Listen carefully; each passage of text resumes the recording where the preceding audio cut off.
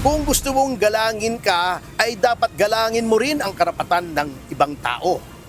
Naghain ng petisyon kanina sa Korte Suprema si Attorney Ferdinand Topacio upang patawan ng indirect contempt si Gabriela Party List Representative Sara Jane Ilago. Batay sa petisyon ni Topacio, nilabag ni Ilago ang confidentiality rules sa disbarment cases. Nag-ugat ang usapin sa disbarment complaint na isinampa ni Ilago laban kay Topacio noong March 12, 2026 matapos ang mga naging pahayag ng abogado sa kanyang programa. Sa March 5 episode ng nasabing programa, binanggit ni Topacio sa isang legal hypothetical discussion na pinagnasahan niya noon ang kongresista.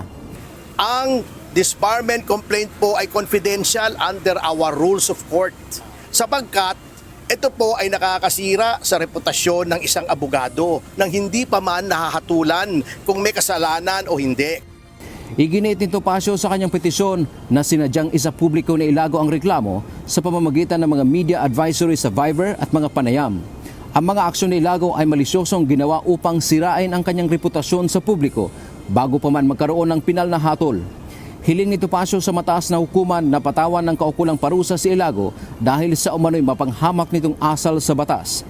Ang problema po kasi sa mga ganitong tao, tuwan-tuwa sila pag sila ang bumabatikos.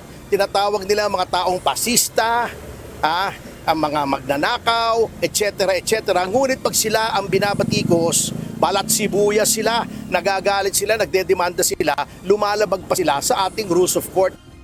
Mariin namang kindina ng Gabriela Women's Party List ang indirect contempt case laban kay Sara Ilago.